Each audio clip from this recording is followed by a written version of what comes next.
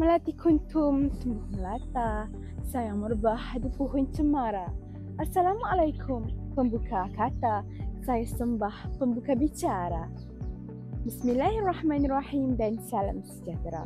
Saya Quretan Ain binti Muhammad Zubir daripada kelas Bahasa Melayu B tahun 1. Untuk tugasan individu bagi kursus morfologi Bahasa Melayu BMMB 3203 di bawah bimbingan Encik Muhammad Kuntayab, saya akan membentangkan satu topik yang berkait rapat dengan struktur dan perkembangan bahasa kita, iaitu pembentukan perkataan baharu di dalam bahasa Melayu dan juga isu-isu kesalahan bahasa daripada media cetak serta media elektronik.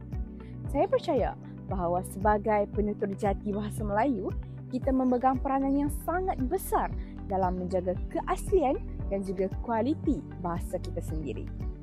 Dalam dunia yang semakin pesat berkembang, bahasa Melayu juga turut mengalami pelbagai perubahan.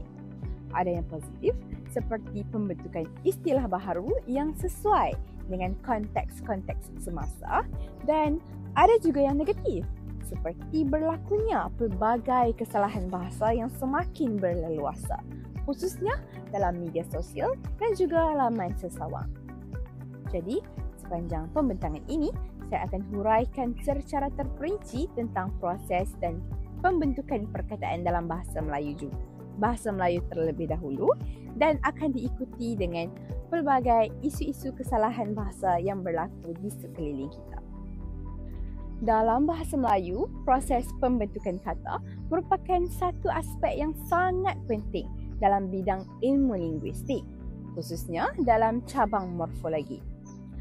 Morfologi ialah bidang yang mengkaji struktur dan bentuk perkataan. Ia melibatkan analisis bagaimana kata-kata itu dibentuk dan bagaimana struktur kata berubah apabila ditambahkan imbuhan, digandakan atau digabungkan dengan kata lain, dan bagaimana perubahan tersebut mempengaruhi makna kata tersebut.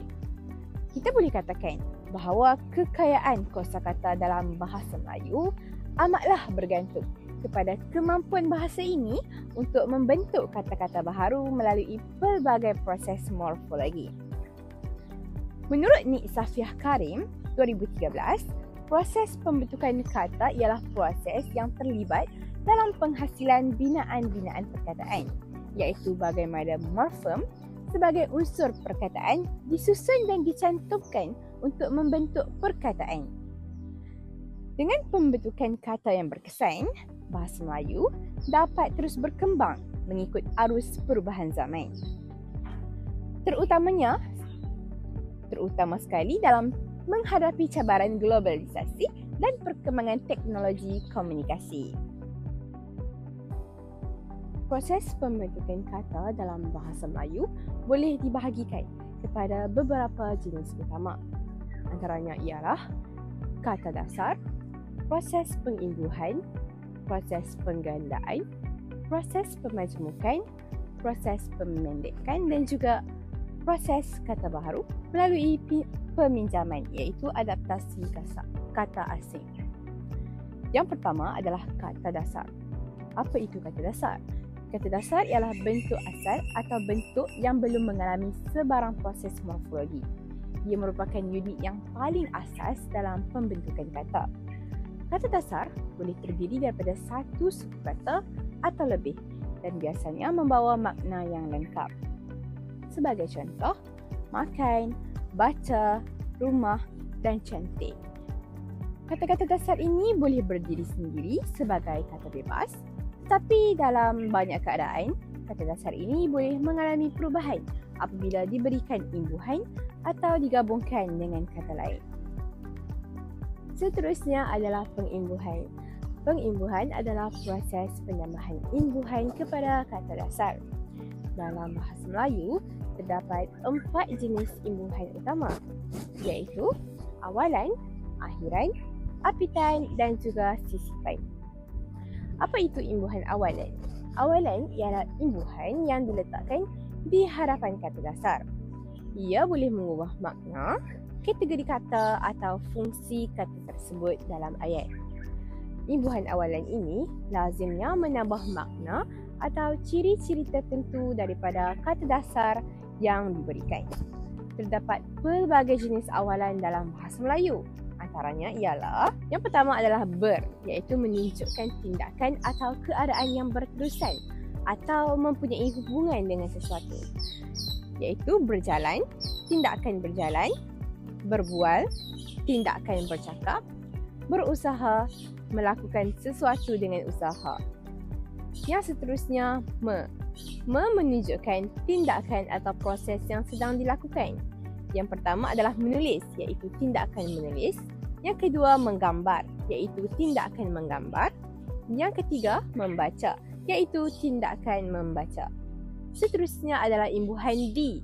Di menunjukkan tindakan yang dikenakan pada subjek atau keadaan pasif. Yang pertama, ditulis, iaitu telah ditulis. Yang kedua, diperbaiki, iaitu telah diperbaiki. Dan yang ketiga adalah dijual. Seterusnya adalah ter menunjukkan keadaan yang tidak sengaja atau hasil yang terjadi tanpa dirancang. Yang pertama adalah terjatuh, iaitu terjatuh secara tidak sengaja. Dan yang kedua adalah terlepas, iaitu terlepas secara tidak sengaja. Seterusnya adalah imbuhan akhiran. Akhiran ialah imbuhan yang diletakkan di hujung kata dasar. Biasanya, imbuhan ini mengubah kategori makna atau menambah makna tertentu kepada kata dasar tersebut. Imbuhan akhiran boleh membentuk kata kerja, kata nama, kata sifat atau kata keterangan. Contoh-contoh imbuhan akhiran yang dapat kita cari ialah yang pertama, kan. Kan biasanya digunakan untuk membentuk kata kerja yang memerlukan objek atau untuk menunjukkan tindakan yang dilakukan kepada orang atau benda lain. Yang pertama adalah beri. Berikan, iaitu memberi kepada orang lain. Yang kedua adalah bacakan, iaitu membaca untuk orang lain. Seterusnya imbuhan an. An digunakan untuk membentuk kata nama yang merujuk kepada benda atau hasil sesuatu perkataan. Sebagai contoh, makanan. Makanan merupakan sesuatu yang boleh dimakan. Yang kedua, minuman, iaitu sesuatu yang boleh diminum. Yang ketiga adalah keadaan, iaitu situasi. Seterusnya adalah imbuhan apitan. Apa itu apitan? Apitan melibatkan imbuhan yang dikenakan pada awal dan juga akhir kata dasar secara serentak. Ianya sangat produktif untuk membentuk kata nama dan juga kata kerja. Antara contoh-contoh imbuhan apitan ialah ke tempat kosong I. Imbuhan ini mengapit dengan awalan ke di depan dan akhiran an di belakang. Ianya sering digunakan untuk membentuk kata nama yang merujuk kepada keadaan atau hasil sesuatu perbuatan. Sebagai contoh, yang pertama adalah kejayaan, iaitu hasil daripada berjaya. Yang kedua adalah kehidupan, iaitu keadaan hidup. Dan yang ketiga adalah kesihatan, iaitu keadaan sihat. Imbuhan seterusnya adalah pe tempat kosong an. Imbuhan ini mengapit dengan awalan pe di depan dan akhiran an di belakang. Biasanya, ianya digunakan untuk membentuk kata nama yang merujuk kepada sesuatu tempat atau hasil dari sesuatu tindakan. Sebagai contoh, yang pertama perjalanan, iaitu proses atau hasil daripada pergi. Yang kedua pekerjaan. Dan yang ketiga adalah pertemuan. Baiklah, imbuhan yang terakhir adalah imbuhan sisipan. Apa itu sisipan? Sisipan ialah imbuhan yang dimasukkan ke dalam kata dasar itu sendiri. Walaupun jarang digunakan dalam bahasa Melayu moden, namun ia tetap wujud dalam beberapa kata tradisional. Sebagai contoh, perkataan gerigi. Gerigi merupakan gigi yang ditambahkan dengan imbuhan sisipan Yang kedua merupakan telunjuk, iaitu tunjuk ditambahkan dengan imbuhan Seterusnya adalah penggandaan berentak. Penggandaan berentak merupakan penggandaan yang hanya melibatkan pengulangan kata yang sedikit sahaja pada bunyi rentak dan biasanya melibatkan huruf konsonan. Sebagai contoh, perkataan sayur mayur dan juga kuih muih. Proses yang seterusnya ialah proses pemajmukan. Pemajmukan berlaku apabila dua atau lebih kata dasar digabungkan untuk menghasilkan satu unit makna baharu yang biasanya tidak dapat difahami hanya dengan melihat makna setiap perkataan secara literal. Terdapat beberapa jenis kata majmuk. Yang pertama adalah kata majmuk terpisah, iaitu kereta api, alat tulis dan kapal terbang. Yang kedua merupakan kata majmuk bercantum, seperti Suruhanjaya dan jawatan kuasa. Dan yang ketiga merupakan kata majmuk dengan tanda sempang. Sebagai contoh, ekonomi politik dan juga sosio budaya. Proses seterusnya adalah proses pemendekan. Proses pemendekan ialah proses menghasilkan bentuk kata yang lebih ringkas daripada bentuk asal tanpa mengubah maknanya. Terdapat dua bentuk utama dalam proses pemendekan. Yang pertama ialah singkatan.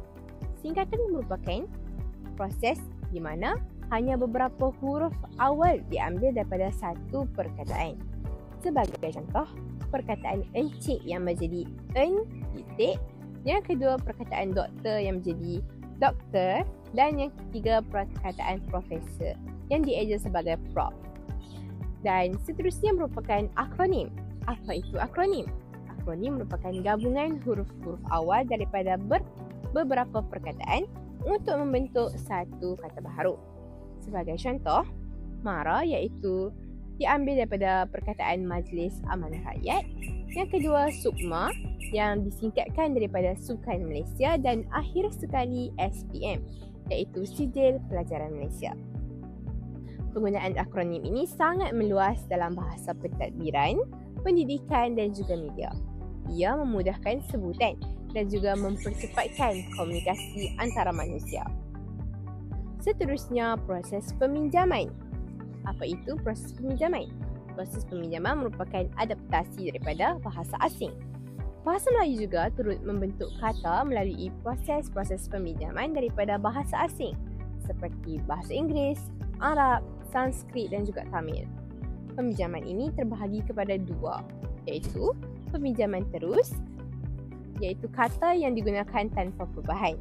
Sebagai contoh, internet, kamera, restoran. Dan yang kedua adalah peminjaman yang beradaptasi, iaitu kata tersebut diubah suai mengikut sistem fonologi dan juga morfologi bahasa Melayu. Sebagai contoh, university, iaitu diambil daripada perkataan bahasa Inggeris university. Yang kedua, music yang diambil daripada perkataan music, dan perkataan science yang diambil daripada perkataan Inggeris science. Baiklah, seterusnya marilah kita menekankan tentang isu-isu kesalahan bahasa dalam media cetak maupun media elektronik. Seperti yang kita tahu, dalam era digital yang serba canggih ini, media elektronik seperti laman web, media sosial dan juga aplikasi komunikasi telah menjadi platform utama dalam penyebaran maklumat dan juga komunikasi harian. Walaupun kemajuan teknologi ini telah memudahkan interaksi sesama manusia dan juga akses yang cepat kepada pelbagai informasi, namun tidak dilupakan bahawa ia juga merupakan satu cabaran yang tersendiri terhadap penggunaan bahasa yang betul dan tepat. Penggunaan bahasa rancu atau kesalahan bahasa sering berlaku dalam media elektronik, sama ada secara sedar maupun tidak. Menurut Kamus Dewan edisi keempat, iaitu pada tahun 2013, perkataan rancu bermaksud tidak teratur, bercampur aduk dan kacau, iaitu bahasa. Manakala kerancuan pula bermaksud keadaan rancu atau kekeliruan penggunaannya. Kewujudan dan penggunaan media sosial, terutamanya dalam kalangan remaja masa kini, merupakan satu keadaan yang telah menimbulkan polemik tentang penggunaan bahasa Melayu yang betul. Kerancuan bahasa ini juga telah meliputi kepada kecelaruan, kekacauan dan juga pencemaran dan kesilapan yang telah mengacu kepada bahasa yang memberikan makna yang sama. Pengaruh kerancuan bahasa ini dapat dikesan dalam dunia teknologi iaitu media sosial yang menjadi elemen penghubung antara manusia dengan manusia yang lain.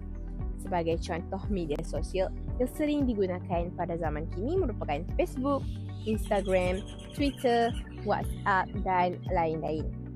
Fenomena ini bukan sahaja telah menjejaskan kejelasan dan keberkesanan komunikasi, tetapi juga boleh memberikan impak negatif terhadap pemeliharaan dan pemartabatan bahasa Melayu sebagai bahasa kebangsaan kita. Baiklah, terdapat beberapa jenis kesalahan bahasa yang boleh kita didapati dalam media elektronik. Antara kesalahan bahasa yang kerap ditemui dalam media elektronik boleh dikategorikan kepada beberapa jenis utama, iaitu penggunaan bahasa rojak, kesalahan ejaan, penggunaan kata singkatan yang tidak tepat dan juga kesalahan tata bahasa.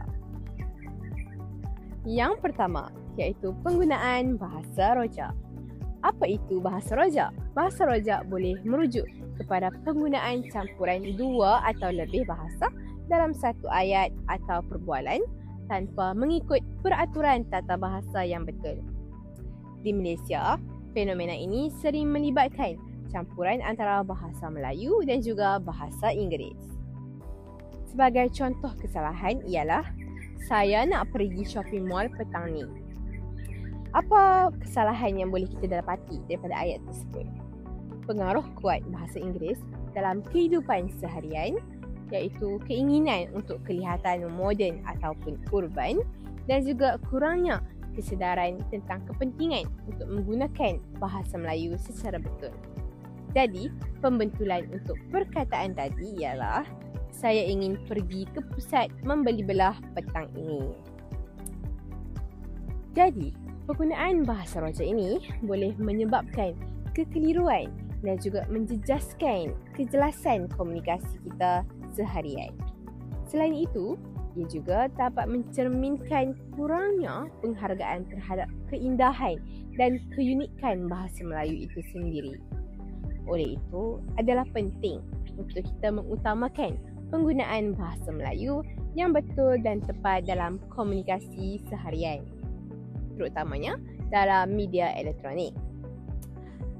Teo Kok Siong 2006 telah berkata, penggunaan bentuk dan penggunaan bahasa Melayu yang bercampur-campur ini bercampur aduk dengan bahasa Inggeris sama ada pada peringkat perkataan, frasa, ayat atau wacana merupakan satu gejala linguistik Melayu yang rancu. Pada realitinya, memang tidak dapat dinafikan bahawa penggunaan bahasa rojak ini sering digunakan di media sosial kerana remaja pada masa kini beranggapan bahawa penggunaan bahasa rojak merupakan satu perkara yang moden. Penggunaan ayat bahasa Melayu di media sosial telah diselitkan dengan beberapa perkataan bahasa Inggeris. Seterusnya adalah penggunaan kata singkatan yang tidak tepat. Apa yang boleh kita maksudkan dengan situasi ini?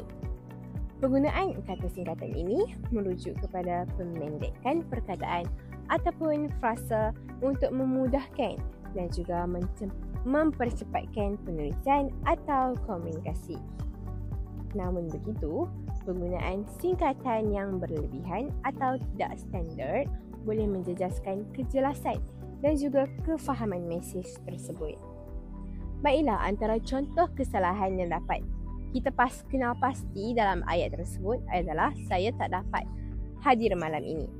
Jadi, keinginan untuk menulis dengan cepat, terutamanya dalam mesej teks atau media sosial, telah membawa kepada pengaruh budaya digital yang membiasakan penggunaan singkatan dan kurangnya kesedaran tentang kepentingan penggunaan bahasa yang jelas dan tepat telah mendorong kepada hal ini.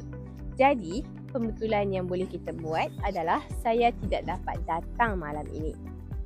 Jadi, walaupun penggunaan singkatan ini dapat memudahkan komunikasi, terutamanya dalam situasi yang tidak formal, namun penggunaannya perlulah dikawal dan tidak berlebihan. Penggunaan singkatan yang tidak standard boleh menyebabkan kekeliruan dan juga salah faham, terutamanya dalam komunikasi formal atau profesional. Oleh itu, adalah penting untuk kita menggunakan bahasa yang lengkap dan tepat bagi memastikan mesej disampaikan dengan jelas dan juga berkesan. Seterusnya adalah kesalahan ejaan. Baiklah, seterusnya kesalahan bahasa yang terdapat pada media cetak. Baiklah, kesalahan yang terdapat pada media cetak, terutamanya papan tanda, telah memberikan implikasi yang besar baik terhadap syarikat yang terlibat maupun terhadap persepsi jenama oleh masyarakat. Papan iklan merupakan satu bentuk pengiklanan yang direka untuk menarik perhatian orang dengan cepat dan berkesan. Jadi, apabila terdapat kesilapan ejaan maupun tata bahasa, ia bukan sahaja mengalihkan perhatian daripada mesej yang dimaksudkan, tetapi juga menjejaskan profesionalisme dan kredibiliti perniagaan tersebut. Papan tanda dalam gambar tersebut telah mengandungi beberapa kesalahan dari segi penggunaan bahasa Melayu standard. Berikut merupakan kesalahan dan juga cadangan pembetulannya. Pertama, berdasarkan tata bahasa Dewan edisi ketiga, hukum DM yang bermaksud diterangkan dan menerangkan. Dalam hukum ini, unsur yang diterangkan merupakan unsur inti yang hadir pada kedudukan pertama, manakala unsur yang menerangkan merupakan unsur penerang yang hadir pada kedudukan kedua. Kesalahan bahasa yang boleh kita lihat pada nama gerai tersebut, iaitu goreng pisang, dari sudut hukum DM adalah berkaitan dengan penggunaan perkataan goreng yang tidak mengikut tata bahasa yang tepat dalam bahasa Melayu. Goreng pisang adalah bentuk yang tidak tepat kerana perkataan goreng adalah kata kerja yang merujuk kepada sesuatu tindakan. Jadi, dalam konteks ini, ianya digunakan sebagai nama gerai yang seharusnya menggunakan kata nama untuk merujuk kepada produk atau produk yang ditawarkan. Baiklah, jadi pembetulan yang betul ialah pisang goreng, iaitu pisang yang merupakan kata nama manakala goreng merupakan kata kerja yang digunakan untuk menjelaskan cara pemprosesan pisang goreng tersebut, iaitu pisang yang digoreng. Jadi, dalam bahasa Melayu, urutan kata untuk nama produk biasanya mendahulukan bahan utama, iaitu pisang, dan diikuti dengan cara penyediaan, iaitu goreng. Dalam bahasa Melayu, urutan kata dalam nama produk atau perkhidmatan biasanya mengikuti susunan kata nama tambah kata kerja atau kata nama tambah kata sifat. Oleh itu, pisang goreng adalah bentuk yang lebih tepat kerana ianya menggambarkan pisang yang digoreng, bukannya menggoreng pisang, yang kurang tepat dari segi struktur bahasa ataupun tata bahasa. Baiklah, seterusnya, teks pada papan tanda tersebut ditulis, di sini ada jual ais tube, ais mesin, ais blok. Jadi, apakah kesalahan yang terdapat pada papan tanda tersebut? Kesalahannya adalah di sini ada jual. Frasa ini adalah terjemahan langsung daripada bahasa Inggeris, iaitu here got sell, yang merupakan struktur yang tidak gramatis dalam bahasa Melayu. Jadi, pembetulan untuk perkataan dalam papan tanda tersebut adalah dengan menggunakan struktur ayat yang betul dan gramatis dalam bahasa Melayu. Seperti, di sini menjual ataupun ais dijual di sini. Ataupun di sini ada menjual. Juga boleh diterima dalam pertuturan yang tidak formal, tetapi kita haruslah elakkan di dalam papan tanda rasmi. Manakala ais tube dan ais blok sememangnya salah dari segi tata bahasa, Kerana perkataan tube dan blok itu merupakan bahasa Inggeris. Jadi dalam konteks papan tanda awam dalam bahasa Melayu, penggunaan istilah Melayu ataupun pinjaman yang diluluskan adalah digalakkan. Jadi, penggunaan ice tube boleh digantikan dengan perkataan ice tube yang dieja dengan huruf TIUB. Seterusnya, perkataan ice block boleh digantikan dengan perkataan ice block yang dieja dengan BLOK.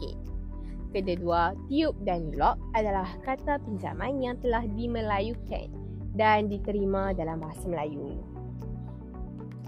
Seterusnya, perkataan ice machine. Frasa ini kurang jelas dari segi maksud, iaitu adakah ianya bermaksud ais dari mesin seperti mesin pembuat ais ataupun jenis ais tertentu. Jadi, cadangan untuk pembetulannya adalah jika ianya merujuk kepada ais yang dibuat oleh mesin, maka kita boleh dibarkan sebagai ais mesin.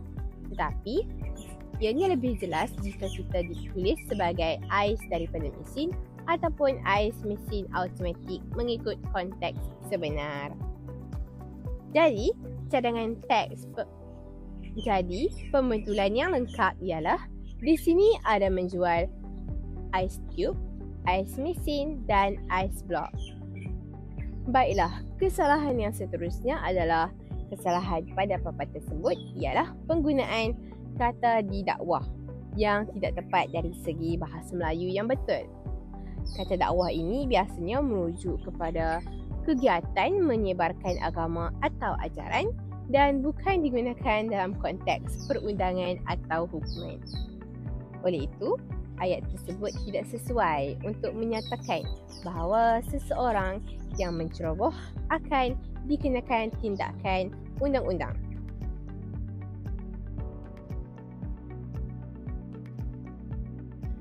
Ayat yang lebih tepat dan jelas untuk pembetulannya ialah dilarang masuk, penceroboh akan didakwa. Didakwa merujuk kepada proses undang-undang di mana seseorang akan dihadapkan ke mahkamah atas kesalahannya yang dilakukan yang sesuai dalam konteks pencerobohan. Seterusnya adalah kesalahan yang terdapat pada klinik Leong adalah ejaan yang salah pada perkataan klinik. Perkataan yang betul adalah dieja dengan KLINIK, klinik, yang menggunakan yang tidak menambahkan huruf I pada ejaannya. Jadi, ejaan yang betul adalah klinik Leong, bukannya klinik Leong. Klinik adalah ejaan yang betul dalam bahasa Melayu, iaitu merujuk kepada tempat rawatan atau perkhidmatan kesihatan. Selain itu, kesalahan pada papan tanda di stesen kereta api Melayu Berhad Arau adalah penggunaan perkataan kereta api yang ditulis pada papan tanda tersebut. Perkataan yang betul seharusnya adalah dieja dengan perkataan kereta api, iaitu ejaannya yang ditulis secara terpisah, bukannya kereta api yang digabungkan. Jadi, kereta api merupakan istilah yang lebih tepat dalam bahasa Melayu untuk merujuk kepada train dalam bahasa Inggeris. Kereta api adalah bentuk ejaan yang salah dan tidak sesuai digunakan pada konteks rasmi atau papan tanda. Kerana kereta api merupakan kata majmuk yang terpisah dan papan tanda tersebut seharusnya ditulis sebagai stesen kereta api Arau. Kesalahan yang terdapat pada gambar seterusnya adalah pembekal jenis buah-buahan. Ianya merupakan ayat yang salah dari segi struktur ayat. Baiklah, gambar yang seterusnya merupakan kesalahan dari segi struktur tata bahasa, di mana kesalahan bahasa yang terdapat dalam frasa pembekal jenis buah-buahan adalah dari segi struktur ayat yang kurang tepat. Frasa ini boleh diperbetulkan untuk menjadi lebih jelas dan betul. Kesalahan yang terdapat pada gambar tersebut adalah perkataan pembekal jenis buah-buahan, di mana ianya kurang tepat dari segi struktur dan maksudnya. Ia sepatutnya lebih spesifik dalam menggambarkan hubungan antara pembekal dan juga buah-buahan. Sepatutnya papan tanda tersebut menggunakan perkataan pembekal buah-buahan, di mana ianya lebih betul dan ringkas. Pembekal merujuk kepada pihak yang membekalkan dan buah-buahan merujuk kepada benda yang dibekalkan.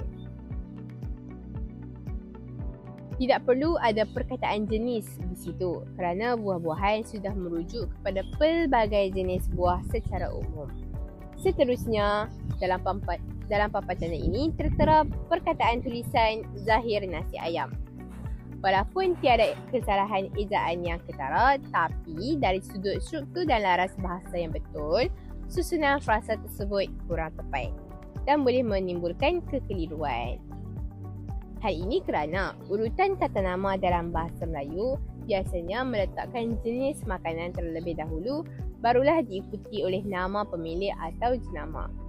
Oleh itu, frasa zahir nasi ayam wajarlah ditukarkan kepada nasi ayam zahir supaya ianya lebih jelas, gramatis dan menempati bahasa Melayu yang lebih standard. Seterusnya, kesalahan ejaan yang sering terjadi pada papan menu makanan di gerai atau kedai makanan. Perkataan ni merupakan ejaan yang tidak mengikut sistem ejaan rumi bahasa Melayu yang baku. Dalam bahasa Melayu standard, perkataan yang betul ialah mi. Ejaan ini telah diselaraskan oleh Dewan Bahasa dan Pustaka DBP bagi menggantikan ejaan lama atau tidak rasmi seperti mi yang lazim digunakan dalam bahasa pasar atau iklan. Perkataan kotiau juga tidak menepati sistem ejaan bahasa Melayu yang baku. Perkataan ini merupakan pinjaman daripada bahasa Cina iaitu dialek Hokkien dan ejaan yang telah diterima dalam bahasa Melayu standard ialah kuih tiaw. Ejaan kuih tiaw tidak diiktiraf oleh DBP dan dianggap sebagai ejaan yang tidak baku. Kesimpulannya, perkataan mi dan kuih tiaw mengandungi dua kesalahan ejaan. Bentuk ejaan yang betul dan baku mengikut pedoman bahasa Melayu ialah mi yang dieja dengan MI dan kuih tiaw yang dieja dengan KUETAQ. Penggunaan ejaan yang betul amatlah penting dalam bahan bercetak seperti papan menu agar memelihara kualiti bahasa serta membantu pengguna untuk memahami maklumat dengan tepat. Sekian, terima kasih.